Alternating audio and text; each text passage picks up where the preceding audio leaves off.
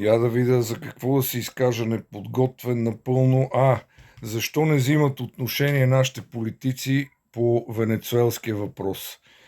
Защото Петър Стоянов на времето още ни каза, като дадахме въздушен коридор за Белград, така необходим за самолетите, да не се отклоняват една минута.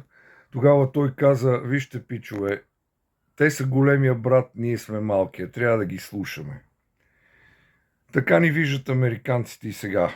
Още Колумб е казал, като е видял индианците в Америка: тия са добър и благ народ, стават за роби.